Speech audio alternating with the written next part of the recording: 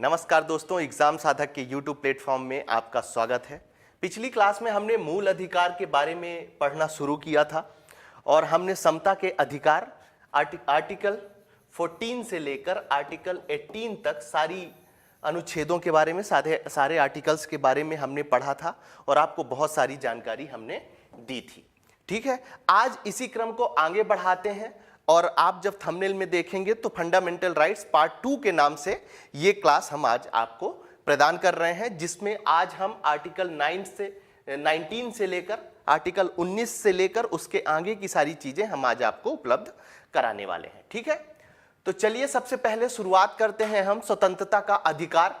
ये अनुच्छेद 19 से 22 तक राइट टू फ्रीडम जो आर्टिकल है वो 19 से 22 तक में इसे बताया गया है स्वतंत्रता के अधिकार के बारे में। तो सबसे पहले यहां पर क्या समझ लेना जरूरी है कि स्वतंत्रता क्या होती है।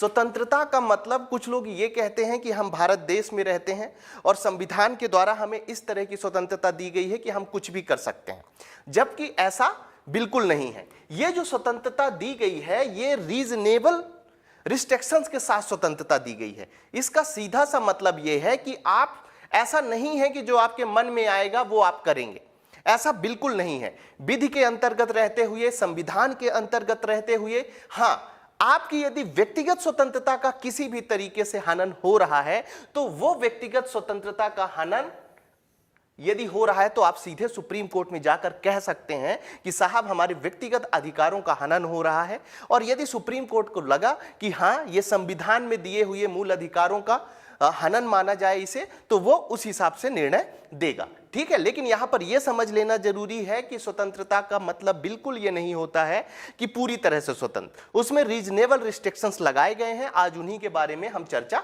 करने वाले हैं। ठीक है, तो चलिए, व्यक्तिगत स्वतंत्रता का अधिकार का स्थान मूल अधिकारों में सर्वोत्तम माना जाता है। सबसे इंपॉर्टेंट बात यह है कि आपको जो व्यक्तिगत अधिकार दिए गए हैं, जितने भी मूल अधिकार हैं, कल हमने मूल अधिकारों के बारे में बताया था, छह तरह के मूल अधिकारों को बांटा गया है अनुच्छेद 14 से लेकर अनुच्छेद 35 के बीच में। ठीक है, तो उनकी सारे अनुच्छेदों को जब हम देखेंगे, मूल अधिकारों को देखेंगे, तो उसमें सबसे उच्च स्थान जो रखता है वो स्वतंत्रता का अधिकार ही रखता है। आप खुद सोचिए कि यदि आपको कोई भी काम करने के लिए स्वतंत्रता पूर्ण कार्य करने के लिए आप भारत में रह सकते हैं, भारत के किसी भी कोने पर जाकर आप बस सकते हैं, भारत में नौकरी करने के लिए कहीं भी जा सकते हैं, भारत में व्यापार करने के लिए कहीं भी जा सकते हैं। ठीक है, अपना लालन पोषण करने के लिए कुछ ऐसे कार्य जिन्हें अवैधानिक नहीं माना जाता है, यदि आप वो कार्य कर रहे हैं तो वो आपकी स्वतंत्रता है। तो सीधी सी बात है, जब हम प्रैक्टिकल रूप में, व्यवहारिक रूप में देखते हैं तो व्यक्तिगत स्वतंत्रता अपने आप में एक बड़ी स्वतंत्रता मानी जाएगी। फिर इस अधिकार के अभाव में मनुष्य के लिए अपने व्यक्तित्व का विकास करना संभव नहीं है। यदि आपको या किसी अन्य व्यक्ति को व्यक्तिगत स्वतंत्रता नहीं दी जा रही है, हर समय आपको रोका जा रहा है, आपको टोका जा रहा है, तो जो आपका कौशल है, ठीक है ना, वो कहीं ना कहीं रुक जाएगा, उस पर बाधा आएगी और आप कंप्लीटली उस तरह से काम नहीं कर पाएंगे। आप खुद सोचिए कि यदि आप किसी ऑफिस में काम करते हैं, यदि आपकी पढ़ाई में बहुत रोका टोका किया जाता है, यदि आप कहीं पर काम करते हैं तो वहां पर ऑफिस में छोटी छोटी बातों में आपको बार बार रोका जाता है, तो जो आपका स्किल है वो स्किल कहीं ना कहीं बाधित होती है। इसीलिए कहा गया है कि व्यक्तिगत स्वतंत्रता का बहुत इंपॉर्टेंट रोल होता है किसी भी व्यक्ति के लाइफ में।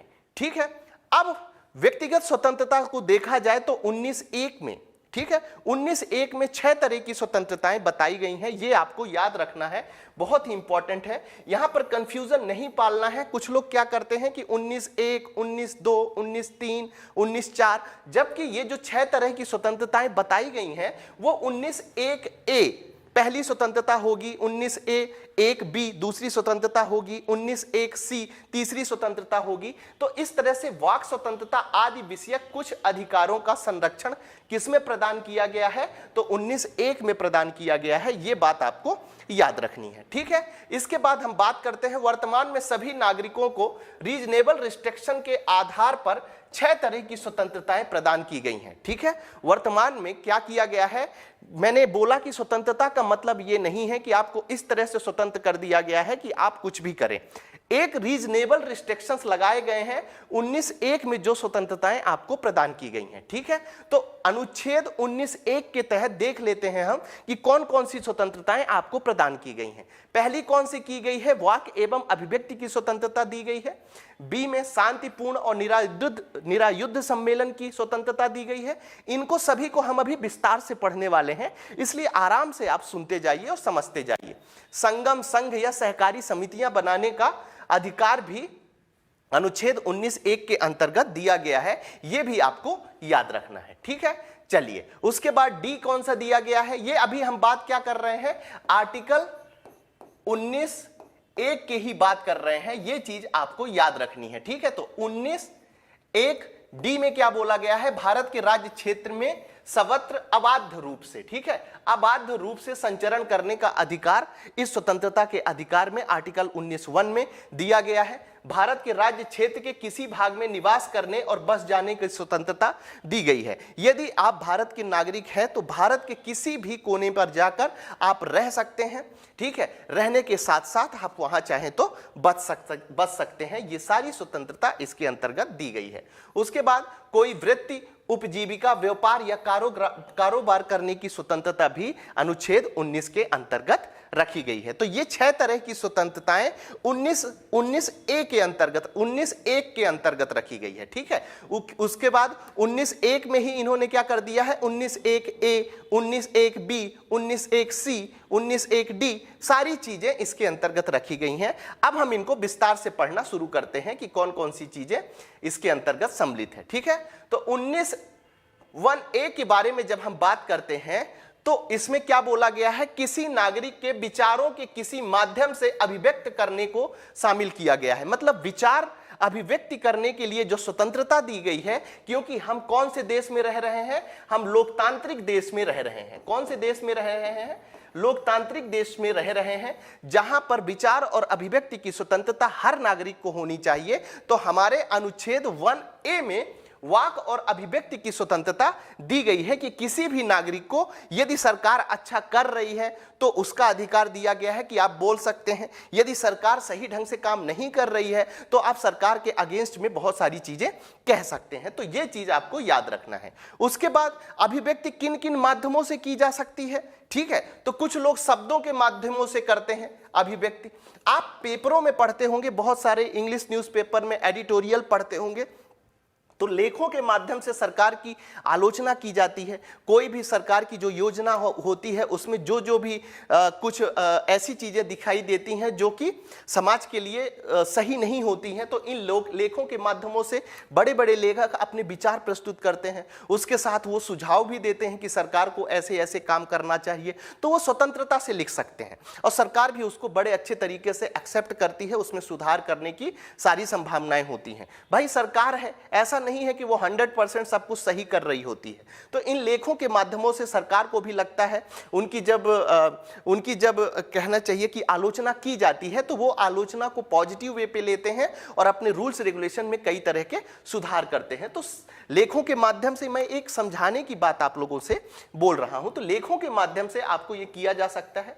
दूसरी बात, चिन्हों के माध्यम से आप न्यूज़पेपरों में देखते होंगे, कई तरह के कार्टून देखने को मिलता होगा। तो बिना कुछ लिखे अपने आप को अभिव्यक्त करने का जो एक तरीका होता है, चिन्हों के माध्यम से, कार्टूनों के माध्यम से किया जाता है। कई बार आप न्यूज़पेपरों में देखे होंगे, आज के समय में तो जो सोशल मीडिया में देखते होंगे, तो तरह तरह के चिन्ह आपको दिखेंगे, तरह तरह की चीजें आपको दिखेंगी। किसी अन्य प्रकार से अपने विचार अभिव्यक्त करने की स्वतंत्रता 19(1)A में बताई गई है। उसके बाद न्यायालय द्वारा वाक एवं अभिव्यक्ति की स्वतंत्रता में शामिल किया गया है। न्यायालय ने क्या किया है कि जो 19(1)A है, ठीक है, एक बार याद रखिएगा, हम किसके बारे में पढ़ रहे हैं? 19(1)A के बारे में जो चीजें पढ़ रहे हैं उसमें यह है कि वाक एवं अभिव्यक्ति की स्वतंत्रता के अंतर्गत ये बातें बोली गई हैं कि इसके अंतर्गत नहीं बोली गई हैं। न्यायालय ने एक्चुअली इसको आधार बनाकर कुछ बातों को बोला है कि ये स्वतंत्रताएं भी वाक एवं अभिव्यक्ति के अंतर्गत शामिल किया जा सकता है। ठीक है, जैसे प्रेस की स्वतंत्रता को इसके अंतर्गत शामिल किया गया है। वाक एवं अभिव्यक्ति के अंतर्गत। दूसरे, जानने का अधिकार या सूचना का अधिकार। आपसे पूछा जा सकता है कि सूचना का अधिकार किस अनुच्छेद के अंतर्गत शामिल किया गया है, तो आपको याद रखना है कि सूचना का अधिकार अनुच्छेद 1A में। अब आपको ऑप्शन क्या दे सकते हैं, वो अनुच्छेद 1A दे सकते हैं, अनुच्छेद 1B दे सकते हैं, अनुच्छेद 1C दे सकते हैं, इस तरह से आपको दे सकते हैं, या काखा गाघा में दे सकते हैं। ठीक है, तो आपसे पूछा जा सकता है कि जानने का अधिकार या सूचना का अधिकार किस अनुच्छेद के अंतर्गत सम्मिलित किया गया है, तो आपको याद रखना है। उसके बाद ध्वज फहराने का भी न्यायालय ने बोला है कि ध्वज फहराने का जो अधिकार है वह भी वाक एवं अभिव्यक्ति के स्वतंत्रता के अंतर्गत आता है, और वाक और अभिव्यक्ति की वाक एवं अभिव्यक्ति को किस अनुच्छेद के अंतर्गत बताया गया है, तो अनुच्छेद 19 1A के अंतर्गत बताया गया है। ठीक है, उसके बाद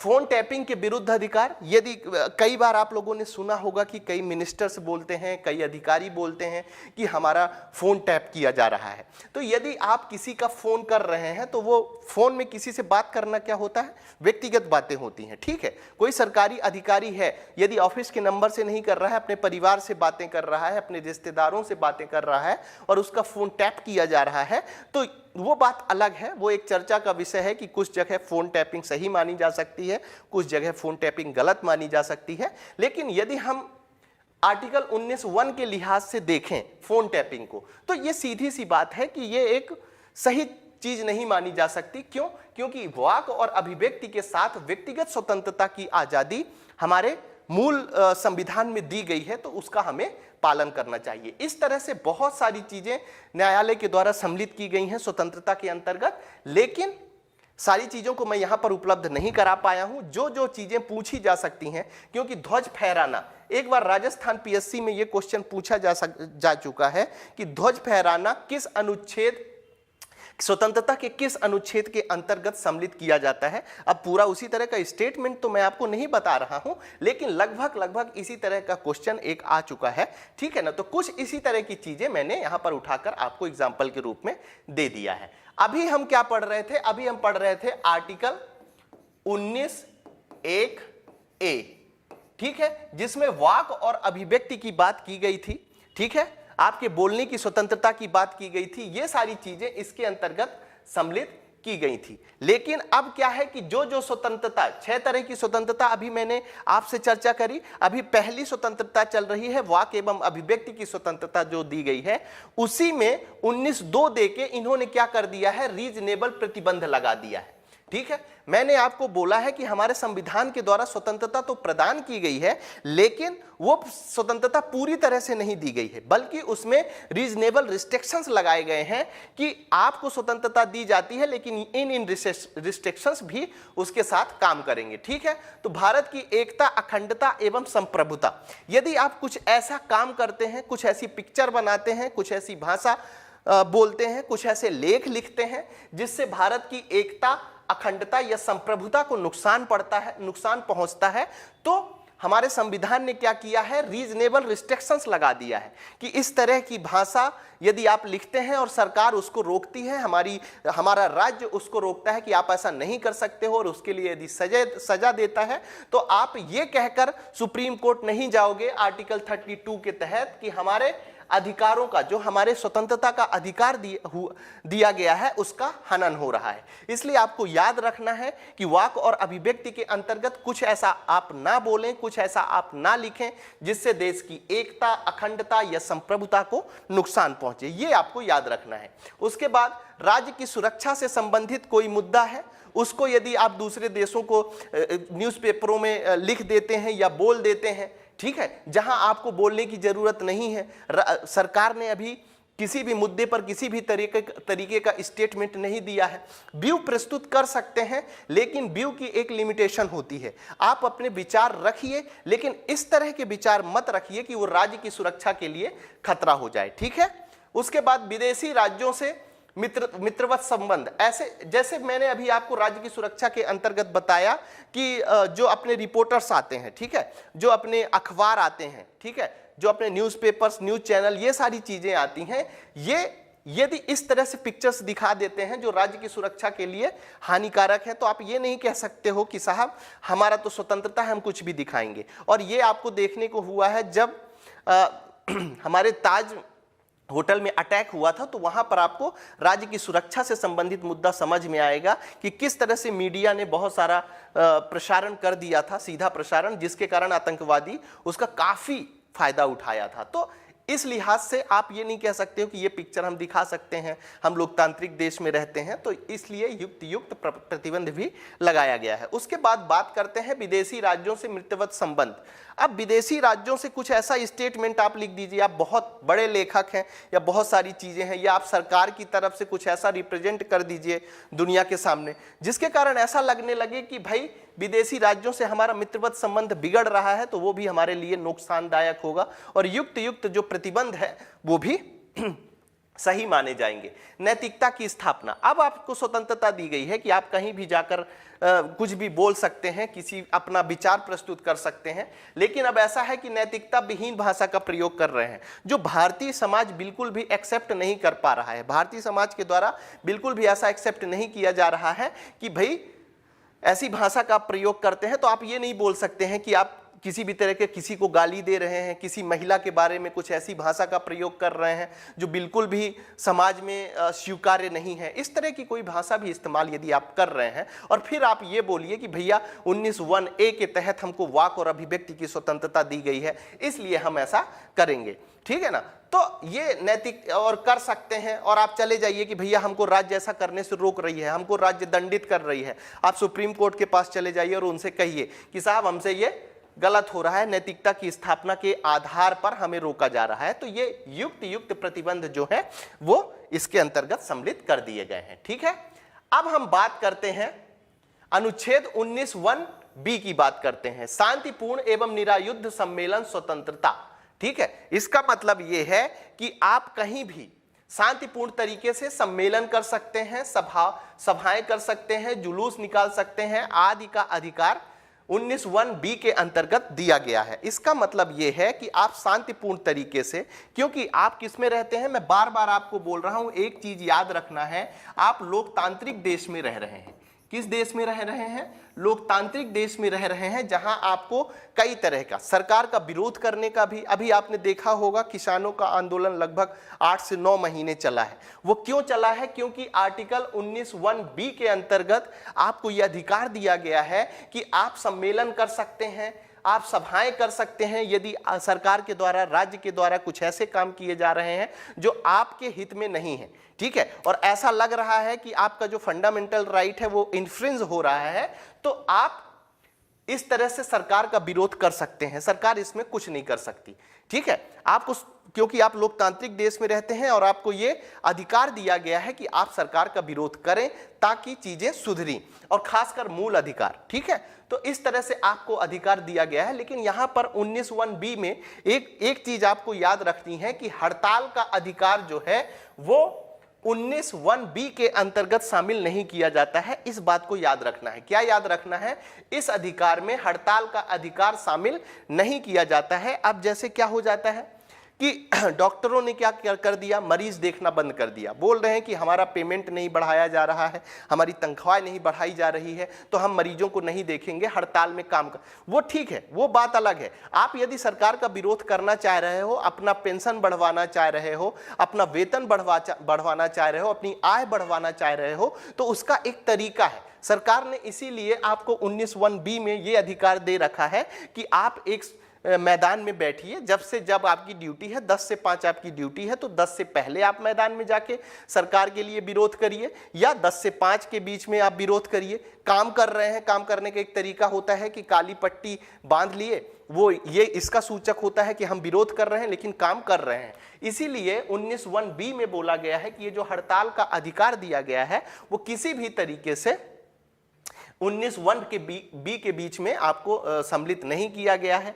आपको सम्मेलन करने का अधिकार दिया गया है यदि आपके अधिकारों का हनन हो रहा है, आपको सभाएं करने का अधिकार दिया गया है, जुलूस भी आप निकाल सकते हैं। ये सारी चीजें 19(1)(b) के अंतर्गत सम्मिलित की गई हैं, ठीक है। अब 1903 में, अभी हमने किसकी बात कर रहे थे हम, अब फिर से दिमाग में बिठा लीजिए, कंफ्यूजन मन में नहीं पालना है। अभी हम बात कर रहे थे 19(1)(b की बात कर रहे थे, ठीक है। किसकी बात कर रहे थे, 19(1)(b की बात कर रहे थे। उसमें क्या है, अब हम 19(3) की बात कर रहे हैं। तो 19(3) में जो 19(1)(b है उसके प्रतिबंध के बारे में, रीजनेबल रिस्ट्रिक्शंस के बारे में बातें की गई हैं, ठीक है। अब इसमें लोक व्यवस्था, जैसे आप सम्मेलन कर रहे हैं, आप सड़कों में बैठकर आप सम्मेलन नहीं कर सकते हैं, ठीक है। आप एक उसका नियम होता है कि आप किसी भी थाने को इन्फॉर्म करके या कलेक्टर में जहां जो भी हेड होता है उस क्षेत्र का, उसको आप इन्फॉर्म करिए। उसके बाद एक मैदान आपको दिया जाएगा, वहां पर आप जाइए और लोकतांत्रिक तरीके से आप सरकार का विरोध करिए, अपने हक की मांग करिए। आपको ऐसा लग रहा है कि आपको जो अधिकार दिए गए हैं उनका हनन हो रहा है, तो आप वो भी मांग सकते हैं। तो ये सारी चीजें यदि हैं, लेकिन यदि लोक व्यवस्था का हनन हो रहा है, अब आप सड़क रोक रहे हैं तो इससे लोक व्यवस्था खराब हो रही है। आप सम्मेलन कर रहे हैं, सम्मेलनों में हथियारों का प्रयोग कर रहे हैं, तो ये गलत हो रहा है, तो इससे लोक व्यवस्था जो है खराब हो रही है। लोक व्यवस्था जब खराब होगी तो सरकार क्या करेगी, आपको जेल में बंद कर सकती है, आपको सम्मेलन करने से मना कर सकती है। तो इस आधार पर आप सुप्रीम कोर्ट में नहीं जाएंगे कि साहब राज्य के द्वारा देखिए मैं अपने अधिकारों को लेके गया था, मेरा जो फंडामेंटल राइट है उसका हनन हुआ है, उसके लिए हम सम्मेलन कर रहे थे, जुलूस निकाल रहे थे, लेकिन सरकार ऐसा नहीं करने दे रही। तो सरकार क्या कहेगी, साहब देखिए ये लोक व्यवस्था को तोड़ रहे थे, ये मैदान पे नहीं बैठ रहे थे, ये सड़क पे बैठे थे, नेशनल हाईवे में बैठे थे, और ऐसे नेशनल हाईवे में बैठते थे जो नॉर्थ इंडिया और साउथ इंडिया को जोड़ता है। वहां बैठकर इन्होंने 7 दिन तक बैठा और कितना देश का नुकसान हो रहा है, लोक व्यवस्था तरह तरह की चीजें बिगड़ रही हैं, इसलिए हमने इनको उठा दिया, ठीक है ना। फिर भारत की संप्रभुता और अखंडता के आधार पे अब आप इस तरह का सम्मेलन कर रहे हैं जहां देशद्रोही आंदोलन, जहां देशद्रोही नारे लगाए जा रहे हैं, कुछ ऐसी प्लानिंग की जा रही है उस सम्मेलन में जो देश के हित में नहीं है, जो हमारी अखंडता और हमारे देश के संप्रभुता को प्रभावित कर रही है, या नकारात्मक रूप से किसी न किसी तरीके से लोगों को प्रोत्साहित कर रही है। यदि इस तरह के कदम उठाए जाते हैं 19(1)(b के तहत कि भैया हमको अधिकार दिया गया है तो हम कुछ भी करेंगे, स्वतंत्रता का अधिकार, इसीलिए मैंने शुरू में ही आपको बता दिया है कि स्वतंत्रता के अधिकार का मतलब कंप्लीटली स्वतंत्र नहीं होना है, बल्कि उसका सही मतलब यह है कि रीजनेबल रिस्ट्रिक्शंस लगाए गए हैं, और 19(3) में हम वही रीजनेबल रिस्ट्रिक्शंस पढ़ रहे हैं, ठीक है। आगे बढ़ते हैं, अब हम बात करते हैं अनुच्छेद 19C की। किसकी बात करते हैं, अनुच्छेद 19(1)(c की बात करते हैं। याद रखिएगा अभी अनुच्छेद 1 ही पढ़ रहे हैं, बाकी 2 में रिस्ट्रिक्शन के बारे में बताया गया है, BC, ठीक है। चीजें समझ में आ रही होंगी आपको। अब क्या है, 3 में क्या बोला गया है, संगम, संघ, सहकारी समितियां बनाने की स्वतंत्रता अनुच्छेद 19(1)(c में दिया गया है। कैसे, आप राजनीतिक दल बना सकते हैं, कोई कंपनी बना सकते हैं, आप बिजनेस कर रहे हैं तो फर्म बना सकते हैं, कई तरह के क्लब बनाने का आपको अधिकार दिया गया है। ये किसके अंतर्गत अधिकार दिया गया है, तो 19(1)(c के अंतर्गत दिया गया है, ठीक है। उसके बाद वर्ष 2011 में, कब, वर्ष 2011 में एक 97 संशोधन किया गया, 97वां संविधान संशोधन किया गया, और इसी में किसमें, अनुच्छेद 1C में सहकारी समिति बनाने का अधिकार जोड़ा गया। बहुत ही इंपॉर्टेंट है और आपको याद रखना है कि संगम, संघ और सहकारी समिति बनाने का जो अधिकार दिया गया है वो अनुच्छेद 1C में दिया गया है, और इसमें 97वें संविधान संशोधन के द्वारा किसी भी व्यक्ति को, सहकारी या व्यक्तियों के एक समूह को सहकारी समिति बनाने का अधिकार दिया गया है। और 97वें संविधान संशोधन किस वर्ष किया गया था, तो आपको याद रखना है कि 2011 में 97वें संविधान संशोधन किया गया था। यह भी आपसे पूछा जा सकता है, इसको अच्छे तरीके से आपको याद रखना है, ठीक है। चलिए अब आगे बढ़ते हैं, और सबसे बड़ी बात है कि मैं आपको वही चीजें उपलब्ध करा रहा हूं, उतनी ही चीजें उपलब्ध करा रहा हूं जितने की जरूरत है, ठीक है। चलिए आगे बढ़ते हैं।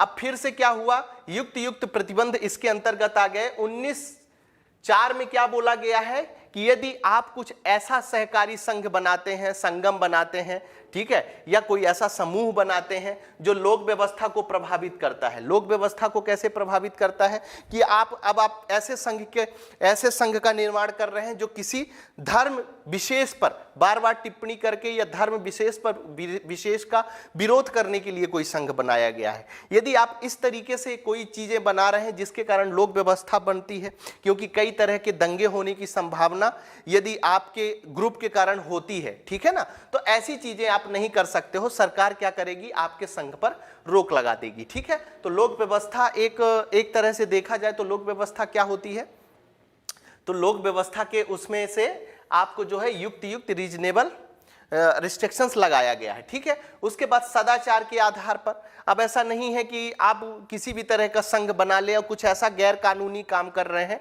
जो सरकार के द्वारा स्वीकार नहीं किया गया है, उस तरह के काम आप यदि कर रहे हैं तो सदाचार के आधार पर भी युक्त प्रतिबंध करने का एक अधिकार रखा गया है। उसके बाद भारत की संप्रभुता एवं अखंडता, अब आप कुछ ऐसा संघ बना लेते हैं, कुछ ऐसी सहकारी समितियां बना लेते हैं जिसके कारण हमारे भारत की अखंडता और संप्रभुता को किसी भी तरीके का नुकसान होता है, तो अनुच्छेद 19(4) के तहत इस तरह के युक्त प्रतिबंध लगाए गए हैं। ये चीज आपको याद रखनी है, ठीक है।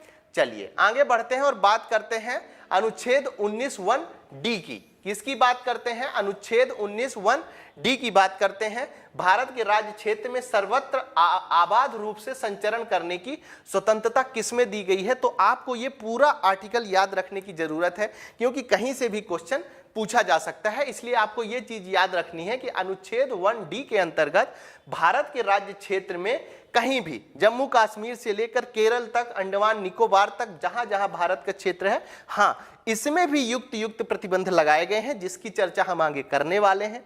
मैंने बार बार बोला है कि आपको एब्सोल्यूट स्वतंत्रता नहीं दी गई है, ठीक है, ये शब्द याद रखिएगा, एब्सोल्यूट फ्रीडम नहीं दी गई है आपको कि आप कुछ भी कर सकते हैं। आपको क्या दिया गया है, फ्रीडम दिया गया है, लेकिन रीजनेबल रिस्ट्रिक्शंस के साथ फ्रीडम दिया गया है।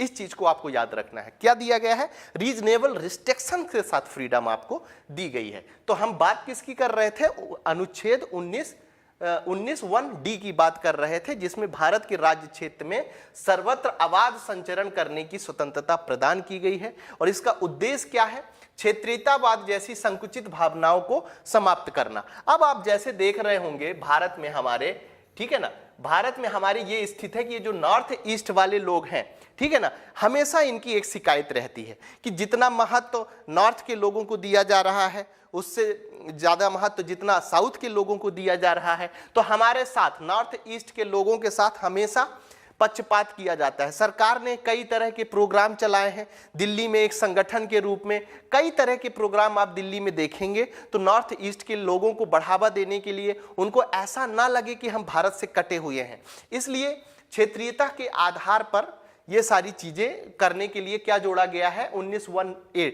नॉर्थ ईस्ट का आप देखिए, दिल्ली बिल्कुल भरा पड़ा है नॉर्थ ईस्ट के लोगों का। नॉर्थ ईस्ट के लोग आपको साउथ में भी देखने को मिल जाएंगे और साउथ के लोग नॉर्थ ईस्ट में देखने को मिल जाएंगे। वो क्यों मिल जाएंगे, क्योंकि हमारे संविधान ने अनुच्छेद 19(1)(d) के तहत भारत के राज्य क्षेत्र में सर्वत्र अबाध रूप से संचरण करने की स्वतंत्रता प्रदान की गई है, इसलिए हर व्यक्ति हर जगह जाकर रह सकता है, ठीक है। यहां तक की चीजें क्लियर है। अब इसमें कुछ प्रतिबंध भी लगाए गए हैं। अनुच्छेद 19(5) के तहत कुछ प्रतिबंध लगाए गए हैं, उसको हम देख लेते हैं कि कौन कौन से प्रतिबंध लगाए होंगे। जैसे साधारण जनता के हित में, अब किसी एक पर्टिकुलर गांव में समझ लीजिए या किसी पर्टिकुलर क्षेत्र में कुछ ऐसी व्यवस्था कुछ दिनों के लिए है कि जहां जाना पूरी तरह से मना कर दिया गया है, ठीक है। अब क्या है कि कोई बस्ती यदि अभयारण्य के अंदर बसी हुई है, ठीक है, तो अब वहां के लोग क्या हो रहे हैं, अपने तरीके से जी रहे हैं, अपने तरीके से जी रहे हैं, अपने तरीके से काम कर रहे हैं, ठीक है ना। तो साधारण जनता को यदि ऐसा लगता है कि ज्यादा भीड़ भाड़ आ रही है, हमारे खेतों को नुकसान हो रहा है, हमारा पर्यावरण बिगड़ रहा है, वहां के लोग यदि विरोध करते हैं तो सरकार वहां पर रिस्ट्रिक्शंस लगा सकती है। इसी प्रकार किसी अनुसूचित जनजाति के हितों के संरक्षण के लिए, अब आप देखते होंगे अंडमान निकोबार में जैसे जावरा करके एक अनुसूचित जनजाति कही जा सकती है, उनका एक पर्टिकुलर क्षेत्र है। अब उनको अपनी संस्कृति से प्रेम है, वो अपनी संस्कृति को बचाना चाह रहे हैं, ठीक है, वो पेड़ों की पूजा करते हैं, वहाँ जंगलों में जो जानवर रहते हैं उनके साथ वो रहना पसंद करते हैं, बाहरी लोगों का किसी भी तरह से हस्तक्षेप नहीं चाहते हैं। तो हमारी भारत सरकार क्या कर सकती है, कह सकती है भैया रिस्ट्रिक्शंस लगा सकती है कि वो जनजातियां हमारी संस्कृति को फल फूल रही हैं, हमारी संस्कृति को बढ़ावा देने के लिए, और बहुत कम संख्या में बची हुई हैं और एक पर्टिकुलर क्षेत्र में है, तो वो क्या करते देते हैं, वो रिस्ट्रिक्शंस लगा देते हैं। ठीक है, अंडमान निकोबार का एक केस है, आपको याद होगा। ठीक है, एक अमेरिका का युवक था, 27 साल का युवक, और वो किसी पर्टिकुलर, ठीक है ना, जनजाति के बारे में जानने के लिए वहां प्रवेश कर गया था, तो धनुष बाण से उसकी हत्या कर दी गई थी। ठीक है, तो ये चीज इंपॉर्टेंट हो जाती है कि किसी अनुसूचित जाति के हितों के संरक्षण के लिए युक्त प्रतिबंधन लगाए जा सकते हैं। ठीक है, प्रतिबंध लगाए जा सकते हैं, ये चीज आपको याद रखनी है। अनुच्छेद 19(1)(d), ठीक है, उसके बारे में हम बात कर रहे थे। अब हम बात करेंगे अनुच्छेद 19(1)(e) के बारे में। किसके बारे में बात करेंगे, अनुच्छेद 19(1)(e) के बारे में बात करेंगे, जिसमें भारत के राज्य क्षेत्र के किसी भी भाग में निवास करने और बस जाने की स्वतंत्रता प्रदान की गई है। इसका सीधा सा मतलब है कि हमारे संविधान ने अनुच्छेद 19(1)(e) के अंतर्गत ये कहा है कि आप कहीं भी जाकर बच सकते हैं, निवास कर सकते हैं। जम्मू कश्मीर का कोई व्यक्ति केरल में जाकर रह सकता है, केरल का कोई व्यक्ति जम्मू कश्मीर में रह सकता है, मध्य प्रदेश का कोई भी व्यक्ति आपको गुजरात में मिल जाएगा, गुजरात के कई व्यक्ति आपको मध्य प्रदेश में मिल जाएंगे। तो इस हिसाब से 19(1)(e) में बोला गया है, व्यक्तिगत स्वतंत्रता प्रदान करते हुए हर व्यक्ति को ये बोलते हुए कि भैया आप भारत के राज्य क्षेत्र के अंतर्गत कहीं भी जाकर बस सकते हैं, कहीं भी जाकर निवास कर सकते हैं, ये स्वतंत्रता प्रदान की गई है। ठीक है, लेकिन उसी के साथ, इस स्वतंत्रता को प्रदान करने के साथ ही अनुच्छेद 19(5) में कुछ रीजनेबल रिस्ट्रिक्शंस भी लगाए गए हैं। ठीक है, कौन कौन से, साधारण जनता के हित में, अभी मैंने जब पीछे चर्चा करी थी कहीं भी आने जाने की स्वतंत्रता वाली बात पे, तो उसमें भी यही युक्त प्रतिबंध लगाया गया था। साधारण जनता के हित में यदि कोई काम कर रही है तो वहां पर निवास करने से रोका जा सकता है। फिर किसी अनुसूचित जनजाति के हितों के संरक्षण के लिए भी सरकार क्या कर सकती है, एक पर्टिकुलर क्षेत्र में मना कर सकती है कि साहब आप वहां जाकर निवास नहीं कर सकते हैं, साहब आप वहां जाकर नहीं रह सकते हैं। तो ये युक्त रिस्ट्रिक्शन के अंतर्गत चीजें कवर अप हो गई। तो यहां आपको चीजें समझ में आ रही होंगी कि हो सकता है आपसे कभी क्वेश्चन पूछ ले। पहला क्वेश्चन तो यही बन सकता है कि अनुच्छेद 19(1)(e) में क्या एक्सप्लेन किया गया है, और दूसरा क्वेश्चन कि कौन से अनुच्छेद के तहत अनुच्छेद 19(1)(e) में रिस्ट्रिक्शंस लगाए गए हैं। तो आपको याद रखना है 19(5) के तहत, और कौन कौन से रिस्ट्रिक्शंस है, एक दो और रिस्ट्रिक्शंस हैं, लेकिन महत्वपूर्ण रिस्ट्रिक्शंस यही हैं, ये आपको याद रखना है। ठीक है, चलिए अब हम बात करते हैं अनुच्छेद 19(1)(g) की। इनका एक क्रम है, यदि आप सही रूप में इनको पढ़ेंगे और सही रूप में समझेंगे तो ये बहुत जल्दी याद हो जाएंगे। और मेरा आपसे यही रिक्वेस्ट है कि जो 19(1) के तहत जो 6 तरह की स्वतंत्रताएं प्रदान की गई हैं, इनको रट लेने में ही आपकी भलाई है। ठीक है, रट लेने में ही भलाई है। जब आप इनको अच्छे तरीके से दिमाग में बिठा लेंगे इन चीज़ों को, तो आप बहुत अच्छे तरीके से अपना क्वेश्चन पेपर कर आएंगे यदि इनसे संबंधित किसी भी तरीके का क्वेश्चन पूछा जाता है तो। ठीक है, फिर कोई वृत्ति, उपजीविका, व्यापार या कारोबार करने की स्वतंत्रता आपको अनुच्छेद 19(1)(g) में दी गई है। मतलब आप कहीं भी व्यापार कर सकते हैं, कोई भी कारोबार कर सकते हैं।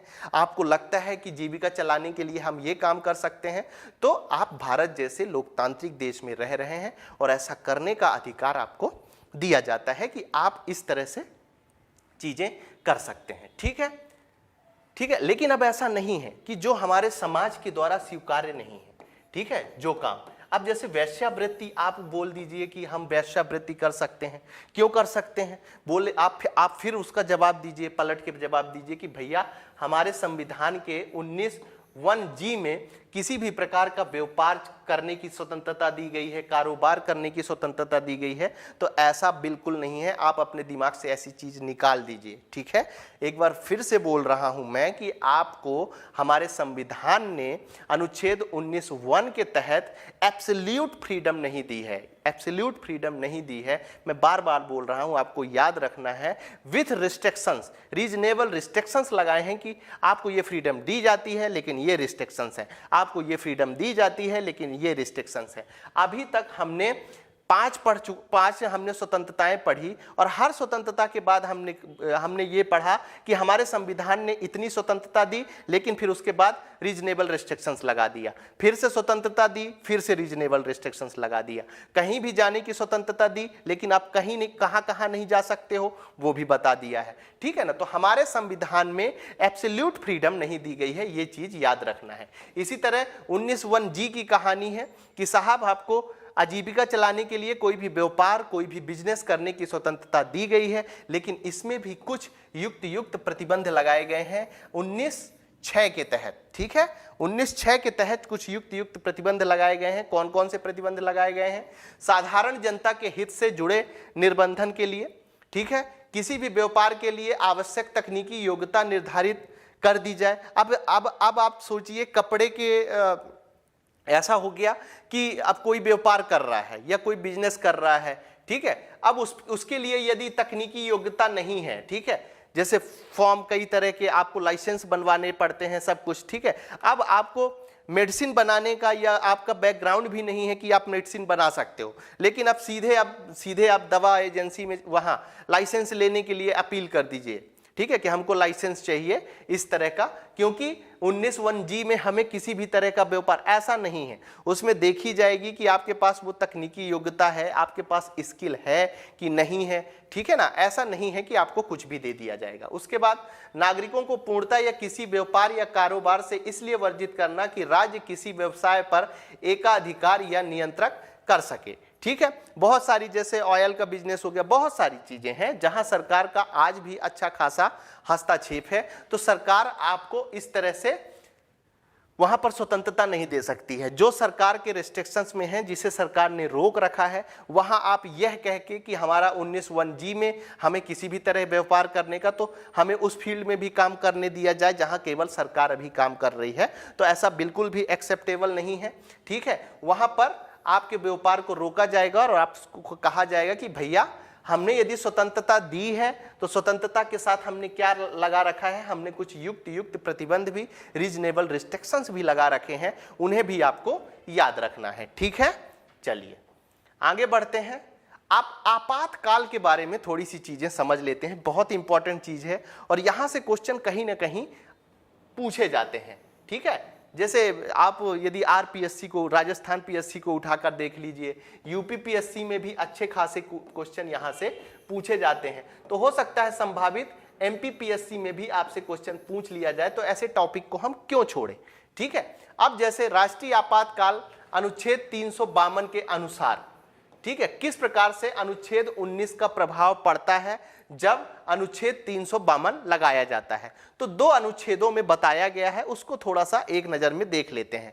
तो अनुच्छेद 358 के अंतर्गत केवल अनुच्छेद 19 की चर्चा की गई है। एक बार शब्द मेरा सुनिएगा ध्यान से कि जब 352 के तहत राष्ट्रीय आपातकाल पूरे भारत देश में लगाई जाती है या भारत के किसी एक भाग पे लगाई जाती है, तो अनुच्छेद 358 के अंतर्गत जो चर्चा की गई है वो केवल अनुच्छेद 19 के बारे में चर्चा की गई है। और ये जैसे ही लगता है तो अपने आप 19 क्या हो जाएगा?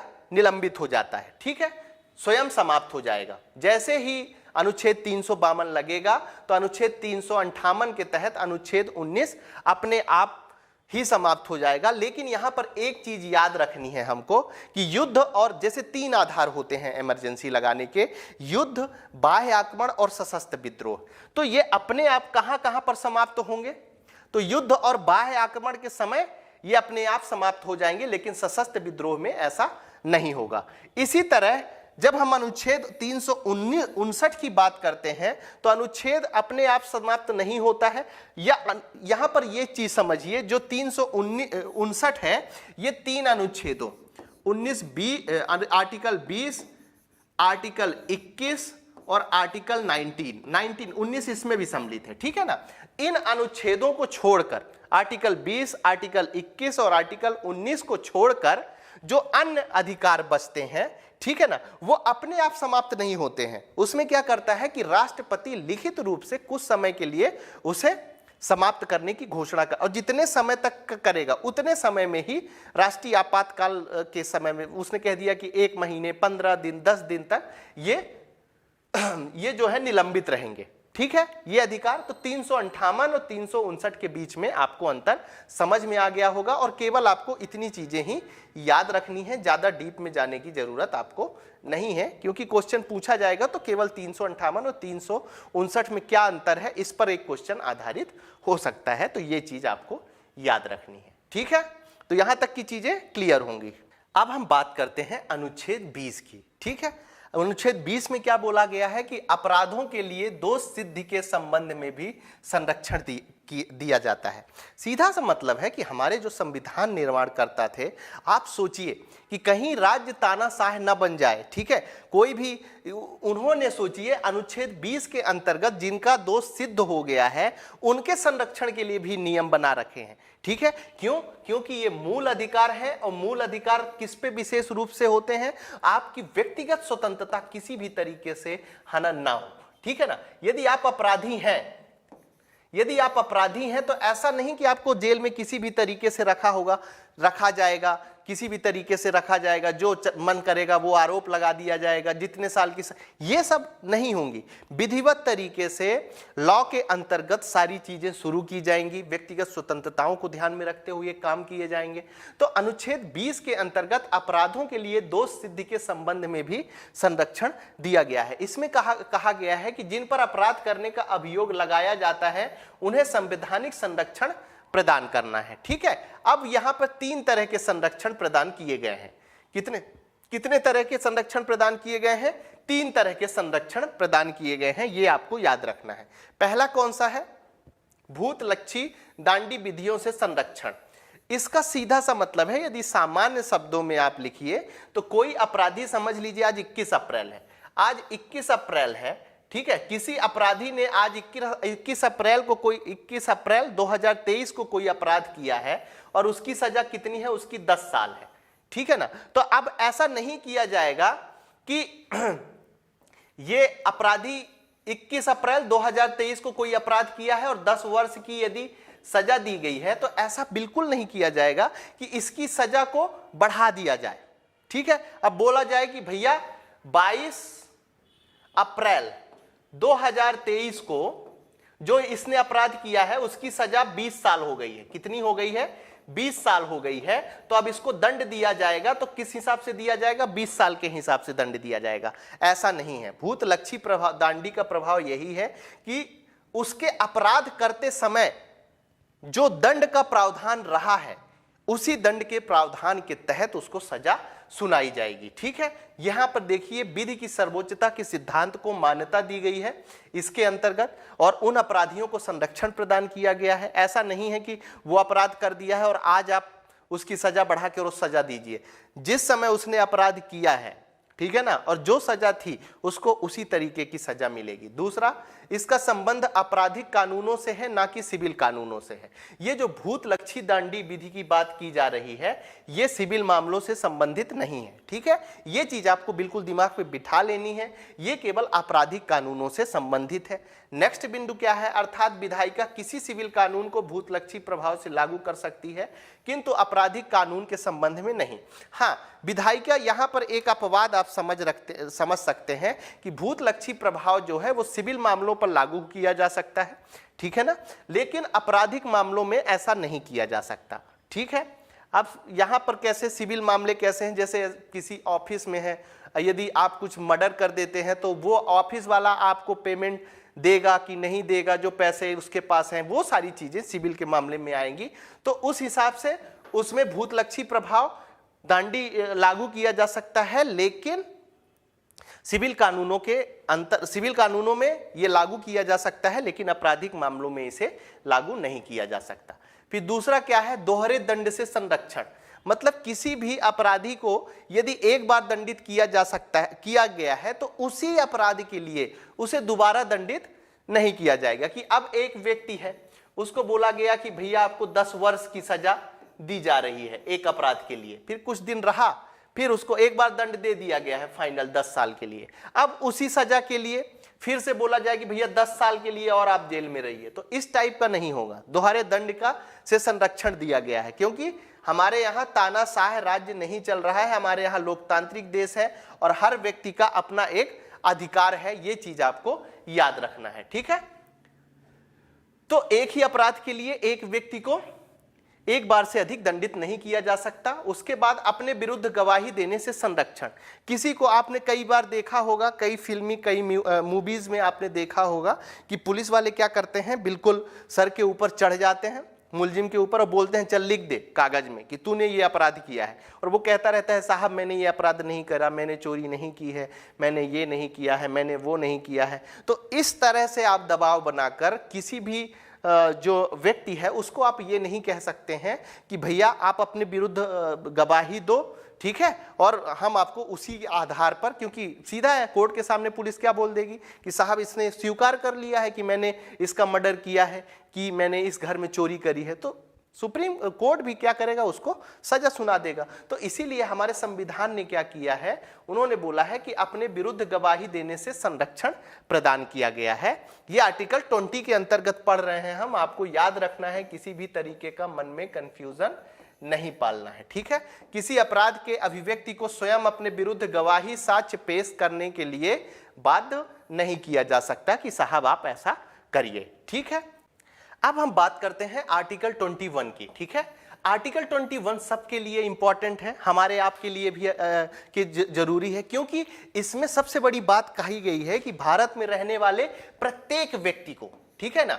यहां पर एक क्वेश्चन आपसे पूछा जा सकता है कि आर्टिकल 21 केवल नागरिकों के लिए है या केवल व्यक्ति के लिए है, ठीक है। तो आपको याद रखना है, किसी भी तरह का कंफ्यूजन नहीं मन में पालना है कि आर्टिकल 21 व्यक्ति के लिए है ना कि नागरिकों के लिए है, ठीक है, ये बात याद रखनी है। उसके बाद इसके अंतर्गत 3 शब्द इस्तेमाल किए गए हैं।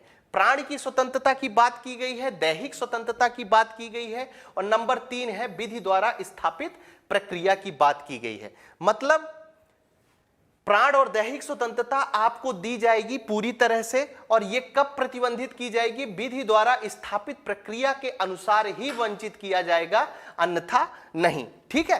तो यहां पर ये जो 3 शब्द इस्तेमाल किए गए हैं, इन तीनों शब्दों को हम समझने की कोशिश करते हैं। अब प्राण की स्वतंत्रता क्या है? प्राण की स्वतंत्रता का सीधा सा मतलब है कि प्रत्येक व्यक्ति को गरिमा के साथ इस भारत में रहने का अधिकार दिया गया है। ऐसा समझ लीजिए कि आपके घर के पास कोई ऐसी पॉलीथीन बनाने की कोई फैक्ट्री है, जिसके कारण क्या होता है कि बहुत अधिक प्रदूषण होता है, आपको श्वास की कई तरह की बीमारियां होती हैं, साथ में आपके बच्चे सही ढंग से नहीं रह पा रहे हैं। इसका मतलब यह है कि आप गरिमा के साथ आपको प्राण की स्वतंत्रता में किसी न किसी तरीके से दिक्कत हो रही है। तो आप क्या करेंगे, आप सुप्रीम कोर्ट में जाएंगे और वहां पर बोलेंगे कि साहब आर्टिकल 21 में हमें प्राण की स्वतंत्रता के साथ जीने का अधिकार दिया गया है, लेकिन इस कारण से हमें व्यवधान हो रहा है, हम पूरे तरीके से गरिमा के साथ नहीं जी पा रहे हैं। सुप्रीम कोर्ट तुरंत ऑर्डर करेगा और उस फैक्ट्री को वहां से हटाने का, या राज्य सरकार से, वो उतना तरीका है। आपको केवल यहां पर यह समझने की जरूरत है कि आर्टिकल 21 में प्राण की स्वतंत्रता हमें दी गई है। उसके बाद दैहिक स्वतंत्रता की बात की गई है। दैहिक स्वतंत्रता क्या है? अवैध गिरफ्तारी, अवैध कारावास, अवैध निगरानी, अवैध निरोध से संरक्षण प्रदान किया जाता है। मतलब हमारी जो राज्य सरकार है उसको तानाशाह बनाने का अधिकार बिल्कुल नहीं दिया गया है। यदि सरकार आपको किसी न किसी तरीके से अवैध गिरफ्तारी कर रही है, अवैध कारावास में डाल रही है, मतलब आपने कोई जुल्म नहीं किया फिर भी आपको कारावास में डाला जा रहा है, अवैध निगरानी की जा रही है, अवैध निरोध किया जा रहा है, तो इन सारी चीजों से संरक्षण, दैहिक स्वतंत्रता, मतलब आप अपने शरीर को जहां चाहेंगे वहां ले जा सकते हैं, ठीक है ना। और ये कहा भी जाता है, इससे यदि हम देख के दैहिक स्वतंत्रता से जोड़कर देखें तो एक इंग्लिश कहावत है कि your rights ends where my nose begins. आपके अधिकार वहां समाप्त होते हैं जहां से मेरी नाक शुरू होती है, ठीक है ना। तो हर व्यक्ति को आपके शरीर में जब आपकी परमिशन होगी कि आपके शरीर को कोई टच करे तभी वो टच कर सकता है। इसीलिए कहावत कही गई है कि your rights ends where my nose विंग्स। आपके अधिकार वहीं समाप्त होते हैं जहां से मेरी नाक शुरू होती है, ठीक है। अवैध तरीके से सरकार भी आपको अंदर नहीं करा सकती, पुलिस भी नहीं करा सकती, क्योंकि आर्टिकल 21 के तहत आपको यह अधिकार दिया गया है। तो आपको याद रखना है। आप समझ गए होंगे कि प्राण एवं दैहिक स्वतंत्रता का अधिकार क्या होता है। अब आगे बात करते हैं विधि द्वारा स्थापित प्रक्रिया। ब्रिटिश राज व्यवस्था से संबंध संसद की सर्वोच्चता कहां पर थी? ब्रिटिश में। लेकिन यदि संसद हमारे भारत देश में भी संसद कुछ ऐसा नियम बनाती है, ठीक है, हमारे यहां सर्वोच्चता नहीं है संसद की, हमारे यहां किसकी सर्वोच्चता है? संविधान की। लेकिन उस पे बोला गया है कि यदि कोई ऐसी विधि बनाई जाती है जिसके अंतर्गत प्राण एवं दैहिक स्वतंत्रता को रोका जा सकता है तो उस आधार पर रोका जा सकता है। विधायिका विधि बनाकर प्राण व दैहिक स्वतंत्रता से वंचित कर सकती है। इसके लिए यदि सही नियम बनाया गया है राज्य के द्वारा तो आप वहां पर जा सकते हो। कोर्ट के पास आपको जाने का अधिकार नहीं रहेगा, यह कहते हुए कि साहब आर्टिकल 21 के तहत हमारे प्राण और दैहिक स्वतंत्रता का हनन हो रहा है। सरकार के विरुद्ध प्राप्त है, विधायिका या संसद के विरुद्ध नहीं। यह अधिकार किसके विरुद्ध प्राप्त है? विधायिका या संसद के खिलाफ नहीं, केवल कार्यपालिका। मतलब कार्यपालिका कुछ ऐसे रूल्स रेगुलेशन नहीं बना सकते। लेकिन आर्टिकल 13 को यदि शामिल कर लिया जाए तो यह अधिकार कार्यपालिका और विधायिका, मतलब ये विधि द्वारा जो स्थापित प्रक्रिया है, ये इसके अंतर्गत कार्यपालिका भी आ जाती है और विधायिका भी आ जाती है। और ये कोई अधिनियम बनाते हैं, कोई ऐसा रूल्स बनाते हैं तो वो रूल्स और रेगुलेशन के तहत आपके प्राण और दैहिक की स्वतंत्रता को कम किया जा सकता है। ठीक है, चलिए इसके अंतर्गत कुछ स्वतंत्रताओं की बात की गई है। सारी चीजें तो मैंने नहीं लिखी है, लेकिन जैसे विदेश जाने का अधिकार आपसे पूछा जाए कि किस अनुच्छेद के अंतर्गत है तो आपको वहां आर्टिकल 21 लिखना है। लेकिन वहीं पर यदि आपसे पूछ लिया जाए आर्टिकल 19 के अंतर्गत कि आपको देश के अंदर जाने का अधिकार किस अनुच्छेद के अंतर्गत दिया गया है तो आपको याद रखना है कि आर्टिकल 19 के अंतर्गत आपको देश के अंदर कहीं भी जाने का अधिकार दिया गया है। लेकिन जब विदेश जाने का अधिकार होता है तो आर्टिकल 21 के तहत किया गया है। और ऐसा अधिकार मेनका गांधी वाद के द्वारा, ये याद रखिएगा कि ये कॉन्स्टिट्यूशन में लिखे नहीं गए हैं। ठीक है, ये कॉन्स्टिट्यूशन में लिखे नहीं गए हैं, बल्कि सुप्रीम कोर्ट के पास जैसे जैसे वाद आए हैं, जैसे जैसे केस आए हैं, उनके आधार पर सुप्रीम कोर्ट जो है घोषित करता चला गया है। फिर निःशुल्क विधिक सहायता का अधिकार भी दिया गया है। ठीक है, उसके बाद निजता या एकांतता का अधिकार, पुट्टास्वामीवाद आपको याद होगा। ठीक है, उसके बारे में डिस्कस करेंगे। आजीविका का अधिकार भी इसी के अंतर्गत दिया गया है। मानव प्रतिष्ठा के साथ जीने का अधिकार भी 21 में दिया गया है। उसके बाद गोपालनवाद में बोला गया है कि अनुच्छेद 19 और अनुच्छेद 21 अलग अलग हैं। तो मैंने आपको यहां एक एग्जांपल बता दिया है कि अनुच्छेद 21 में विदेश जाने की स्वतंत्रता दी गई है, जबकि 19 में किसकी स्वतंत्रता दी गई है? देश में कहीं भी आने जाने की स्वतंत्रता 19 के अंतर्गत दी गई है। ठीक है, तो यहां तक की चीजें आपकी क्लियर होंगी। अब हम बात करते हैं अनुच्छेद 21A की।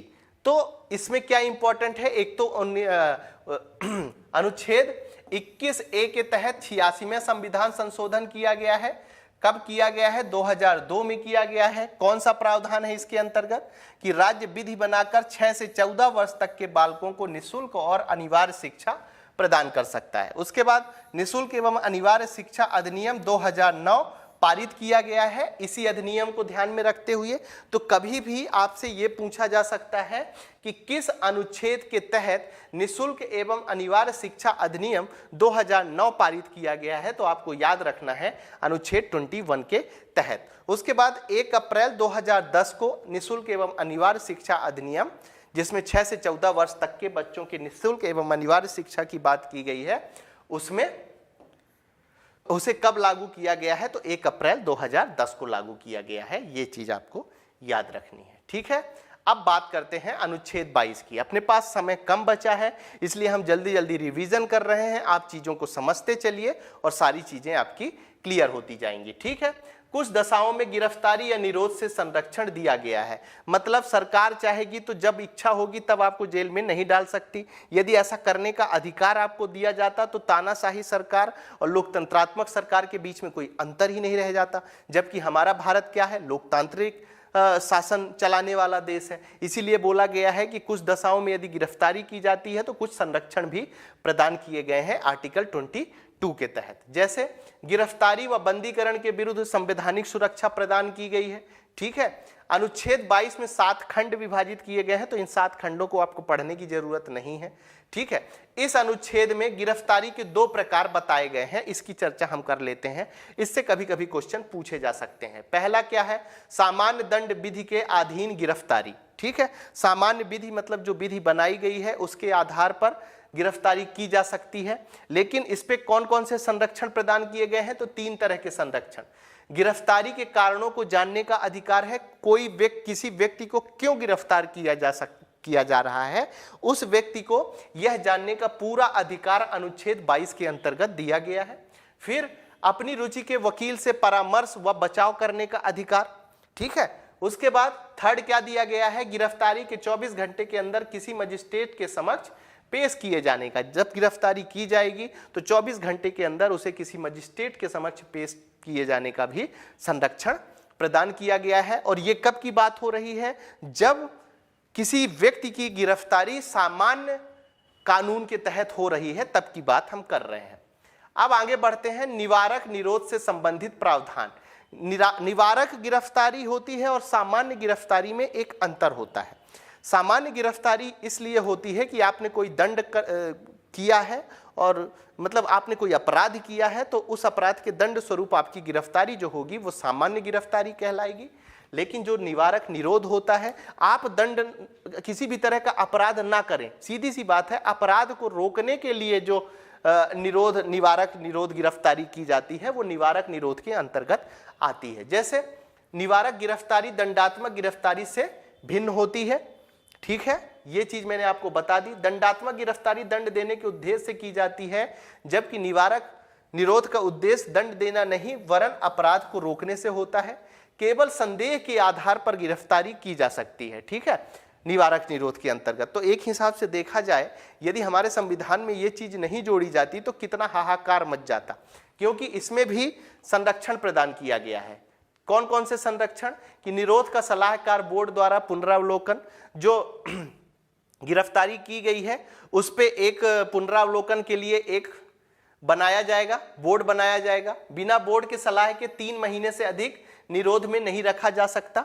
मतलब यदि बोर्ड नहीं बनाया गया है और बोर्ड ने कोई ऐसा चीजें नहीं बताई हैं, तो आप किसी व्यक्ति को 3 महीने तक ही अंदर रख सकते हैं। ठीक है, गिरफ्तारी के कारण जानने का अधिकार इस व्यक्ति को भी है कि भैया क्यों गिरफ्तार किया गया है, भले ही निवारक निरोध के आधार पर गिरफ्तारी दी गई है। आवेदन देने का अधिकार है। आवेदन देने का अधिकार का मतलब यह है कि यदि ये वकील चाहता है तो वकील से अपना आवेदन दिलवा सकता है, कोर्ट में अपनी अपील करवा सकता है।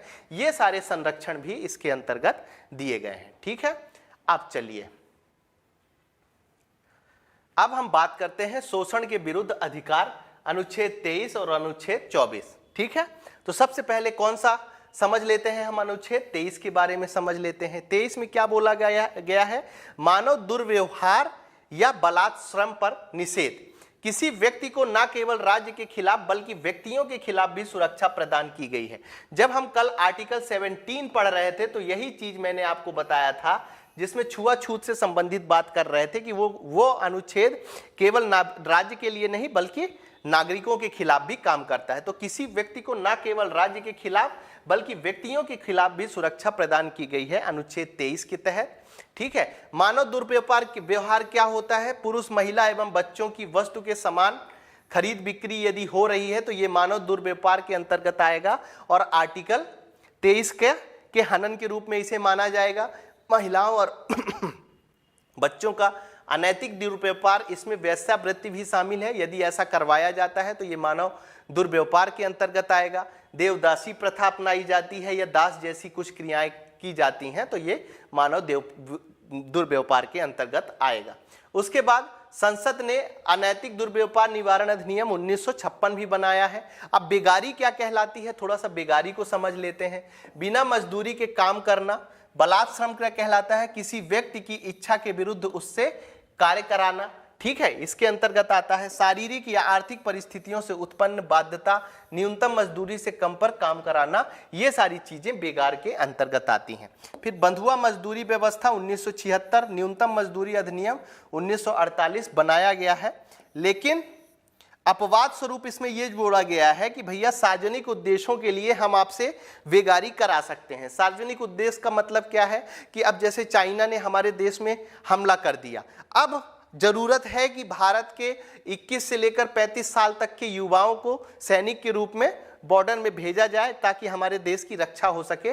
तो इस तरह का काम यदि सरकार कराती है तो आप सुप्रीम कोर्ट नहीं जाएंगे, सुप्रीम कोर्ट जाकर ये नहीं कहेंगे कि साहब हमसे बेगारी का काम कराया जा रहा है राज्य के द्वारा, इसलिए हम अपील लेकर आए हैं। तो सुप्रीम कोर्ट ऐसी चीज़ों को नहीं, क्योंकि सुप्रीम कोर्ट बोलेगी कि साहब पहले से ही हमारे संविधान में ये अपवाद बोला गया है कि सार्वजनिक उद्देश्यों के लिए ये अनिवार्य नहीं है। ठीक है, उसके बाद अनुच्छेद 24 की बात करते हैं तो 14 वर्ष से कम उम्र के बच्चों के नियोजन का प्रतिबंध लगाया गया है। किसी फैक्ट्री, खान अथवा संकट वाली किसी भी स्थान गतिविधियों में निर्माण करने के लिए इन पर रोक लगाई गई है आदर्श नागरिकों का निर्माण करने में, ताकि आदर्श नागरिकों का निर्माण हो सके। अब इसका मतलब ये है, अनुच्छेद 24 का जो उद्देश्य ये है कि हम किसी आदर्श नागरिक का निर्माण कर सकें। इसीलिए 14 वर्ष से कम बच्चों का जो काम है वो फैक्ट्री में नहीं कराया जाएगा, किसी कोयले के खान में या हीरे के खान में उनसे काम नहीं कराया जाएगा, बल्कि आर्टिकल 21A के तहत जो शिक्षा का अधिकार दिया गया है उसके तहत उनकी पढ़ाई कराई जाएगी। बाल श्रम प्रतिषेध एवं नियमन अधिनियम 1986 भी इस चीज को ध्यान में रखकर प्रस्तुत किया गया है। ठीक है, अब हम बात करते हैं धर्म की स्वतंत्रता का अधिकार अधिनियम अनुच्छेद 25 से 28 तक में बताया गया है। हमारे जब आप उद्देशिका पढ़ेंगे तो एक धर्मनिरपेक्ष राज्य की बात की गई है कि हमारा भारत एक धर्मनिरपेक्ष। अब आर्टिकल 21A में क्या बोला गया है, अंतःकरण की स्वतंत्रता, फ्रीडम ऑफ कंसाइंस। इसका सीधा सा मतलब यह है कि हमारे संविधान ने किसी भी व्यक्ति को ईश्वर को मानने और ना मानने दोनों का अधिकार, किसी भी धर्म को मानने या धर्म को ना मानने दोनों तरह का अधिकार आर्टिकल 25(1) के तहत दिया गया है। तो इस चीज को बड़े अच्छे से दिमाग में बिठा लीजिए। हो सकता है आपसे कभी पूछ लिया जाए कि धर्म को ना मानने का अधिकार किस अनुच्छेद के अंतर्गत सम्मिलित किया गया है, तो आपको याद रखना है कि धर्म को ना मानने का अधिकार आर्टिकल 21 के तहत सम्मिलित किया गया है। अब आर्टिकल 21 में 3 शब्द इस्तेमाल किए गए हैं। कभी कभी कहते हैं, इसको मैप से भी याद रख सकते हैं आप चाहें तो, MAP मतलब धर्म को मानना, धर्म का आचरण करना और धर्म का प्रचार करना। ठीक है, तो अनुच्छेद 25(1) में हमारा भारत देश धर्मनिरपेक्ष राज्य है। इस बात को ध्यान में रखते हुए कोई भी व्यक्ति अपने धर्म को मान सकता है, उसका तरीका अपने धर्म के हिसाब से जिंदगी जी सकता है, आचरण कर सकता है, आचरण के साथ अपने धर्म का प्रचार करने का भी अधिकार आर्टिकल 21A के तहत दिया गया है। उसके बाद युक्त प्रतिबंध लगाए गए हैं 25(2) के तहत। आपको स्वतंत्रता तो प्रदान कर दी गई है कि आप धर्म का मान सकते हैं, धर्म का आचरण कर सकते हैं, ठीक है, और धर्म का प्रचार कर सकते हैं, लेकिन उसके साथ ही रेस्ट्रिक्शंस भी कुछ जोड़ दिए गए हैं। कभी कभी हो सकता है कि आपके एग्जाम में पूछ ले। तो सार्वजनिक व्यवस्था, सदाचार या जनता के स्वास्थ्य में हित में यदि सरकार चाहेगी तो वो रोक लगा सकती है। जैसे आप धर्म के नाम पर मानव बलि दे रहे हैं, शिशु बलि दे रहे हैं, तो उस पर रोक लगाई जा सकती है। धर्म से संबंधित आर्थिक, वित्तीय, राजनीतिक क्रियाकलापों के संबंध में कानून बनाकर धर्म के नाम पर कुछ इस तरह से कि आप आर्थिक लाभ ले रहे हैं या वित्तीय राजनीतिक क्रियाकलाप कर रहे हैं, तो वहां पर भी धर्म के प्रचार को रोका जा सकता है। आप ये कहकर सुप्रीम कोर्ट नहीं जाएंगे कि साहब हमको तो आर्टिकल 25(1) के तहत ये अधिकार दिया गया है अपने धर्म को मानने का, आचरण करने का और प्रचार करने का, लेकिन यहाँ क्या हो रहा है, सरकार हमको ये करने नहीं दे रही है। समाज कल्याण व समाज के सुधार के आधार पर जैसे सती प्रथा व देवदासी प्रथा इसके अंतर्गत आती है। ठीक है, अब हम बात करते हैं अनुच्छेद 26 की। अनुच्छेद 26 में क्या बोला गया है, धार्मिक कार्यों के प्रबंध की स्वतंत्रता। ठीक है, freedom to manage religious affairs. अब इसमें क्या है, योग्य व्यवस्था आप बना सकते हैं अपने धर्म के लिए सदाचार या स्वास्थ्य के अधीन रहते हुए। ठीक है, उसके बाद संस्थाओं की स्थापना व पोषण करना किसमें बोला गया है, अनुच्छेद 26 में। धार्मिक कार्यों का प्रबंध करना किसमें बोला गया है? अनुच्छेद 26 में। संपत्ति के अर्जन और स्वामित्व का अधिकार किसमें बोला गया है? तो अनुच्छेद 26 में। ऐसी संपत्ति का विधि के अनुसार प्रशासन करने का अधिकार। आप प्रशासन व्यवस्था अपने धर्म के नाम पर आप देखते होंगे, मंदिरों का मैनेजमेंट बनाया जाता है, मस्जिदों का मैनेजमेंट बनाया जाता है, तो वो जो मैनेजमेंट बनाने का अधिकार दिया गया है वो किसमें दिया गया है? तो आर्टिकल 26 के अंतर्गत प्रदान किया गया है। ये बात आपको याद रखनी है। अनुच्छेद 27 में क्या बोला गया है? कि किसी विशिष्ट धर्म की अभिव्यक्ति के लिए करों के संदाय के बारे में स्वतंत्रता। ठीक है ना, मतलब आप किसी भी व्यक्ति को धर्म के नाम पर कर देने के लिए बाध्य नहीं कर सकते हैं। अनुच्छेद 27 में ये बात बोली गई है। उसके बाद ये भी बोला गया है कि कर और शुल्क में फर्क होता है। ठीक है, किसी राज्य जो है किसी धार्मिक संप्रदाय के नाम पर यह कहकर कर नहीं लगा सकती है कि हमें उस धर्म का कल्याण करना है इसीलिए हमें कुछ कर दीजिए, ऐसा बिल्कुल नहीं होगा। जबकि सरकार शुल्क लगा सकती है। शुल्क कैसे? पार्किंग शुल्क लगा सकती है। ठीक है, पार्किंग शुल्क के साथ यदि आप किसी आश्रम में जाते हैं तो वहां रुकने के लिए शुल्क लगा सकती है। तो शुल्क और कर में फर्क होता है। तो अनुच्छेद 27 में यही बोला गया है कि किसी विशिष्ट धर्म के नाम पर आप कर लगाकर किसी धर्म विशेष को लाभ नहीं पहुंचा सकते हैं। ठीक है, उसके बाद अनुच्छेद 28 की बात करते हैं। तो अनुच्छेद 28 में क्या बोला गया है? कि कुछ शिक्षा संस्थाओं में धार्मिक शिक्षा, धार्मिक उपासना में उपस्थित होने के बारे में स्वतंत्रता प्रदान की गई है। अब कौन कौन से हैं वो शिक्षा संस्थान? तो जो पूर्णतः सरकार के खर्च द्वारा संचालित होते हैं, कोई धार्मिक शिक्षा नहीं दी जा सकती उसमें। ठीक है, मतलब यहां पर जो पूर्णतः सरकार के द्वारा संचालित होते हैं वहां पर कोई भी धार्मिक शिक्षा नहीं दी जा सकती। ये याद रखना है, आपको पूछा जा सकता है। शिक्षण संस्थान ट्रस्ट द्वारा यदि कुछ संचालित हो रहा है तो धार्मिक शिक्षा अनिवार्य है तो दी जा सकती है, भले ही उस संस्था का प्रशासन राज्य के द्वारा किया जा रहा हो। तीसरा है राज्य से मान्यता प्राप्त या राजनीति से सहायता प्राप्त शिक्षण संस्थान है कोई, तो धार्मिक शिक्षा में भाग लेने के लिए बाध्य नहीं किया जाएगा उसको। यदि विद्यार्थी नाबालिग है तो उसके संरक्षक की अनुमति के साथ ही उसे धार्मिक शिक्षा से संबंधित चीजें प्रदान की जा सकती हैं। ठीक है, अब हम बात करते हैं संस्कृति और शिक्षा से संबंधित अधिकार। अनुच्छेद 29 और 30 में ये चीजें बताई गई हैं। संस्कृति और शिक्षा से संबंधित अधिकार अनुच्छेद 29 और 30 में प्रदान किया गया है। इसकी हम थोड़ी सी चर्चा कर लेते हैं। भारत की सांस्कृतिक अनेकता के कारण, ठीक है ना, जो हमारे अल्पसंख्यक हैं उनके लिए ये मुख्यतः अनुच्छेद बनाए गए हैं 29 और 30। बहुमत की निरंकुशता से अल्पसंख्यक वर्ग के अधिकारों को सुरक्षित रखने के लिए संस्कृति और शिक्षा संबंधी अधिकार प्रदान किए गए हैं। चलिए अब अनुच्छेद 29 की बात कर लेते हैं। तो अल्पसंख्यक वर्गों के हितों से संरक्षण है। प्रत्येक नागरिक को अपनी भाषा, लिपि और संस्कृति, 3 शब्द हैं, कौन कौन से?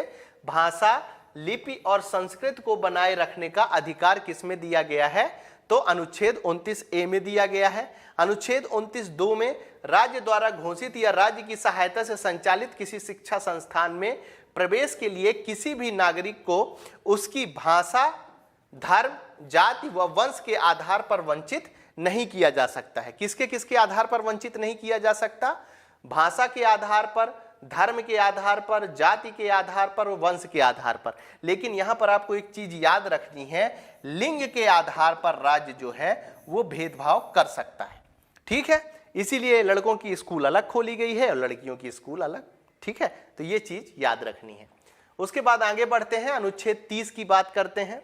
शिक्षा संस्थाओं की स्थापना, प्रशासन करने का अल्पसंख्यक वर्गों का अधिकार दिया गया है। ठीक है, मतलब अल्पसंख्यक वर्ग चाहेंगे तो अपने शिक्षा संस्थानों की वो स्थापना कर सकते हैं, प्रशासन करने का उन्हें अधिकार दिया गया है। राज्य, धर्म या भाषा के आधार पर किसी शिक्षण संस्थान को सहायता देने से भेदभाव नहीं बरतेगा। मतलब कोई राज्य यदि भाषा के आधार पर या धर्म के आधार पर यदि शिक्षा संस्थान खोलना चाहता है तो अनुच्छेद 30 के तहत उसे ये अधिकार दिया गया है। सभी अल्पसंख्यक वर्गों को धर्म, भाषा पर आधारित अपनी रुचिकर शिक्षण संस्थान की स्थापना का अधिकार इसके अनुच्छेद 30 के अंतर्गत रखा गया है। अब चलिए 32 अनुच्छेद की बात कर लेते हैं, अनुच्छेद 32 की बात कर लेते हैं। अनुच्छेद 32 का आप ऐसा समझ लीजिए कि पूरे जितने भी अभी तक आपने पढ़े हैं फंडामेंटल राइट्स, तो एक गाना आपने बॉलीवुड का सुना होगा कि तू जहां जहां चलेगा मेरा साया साथ होगा, ठीक है ना। तो अनुच्छेद 32 इसका थोड़ा सा विपरीत बोलता है।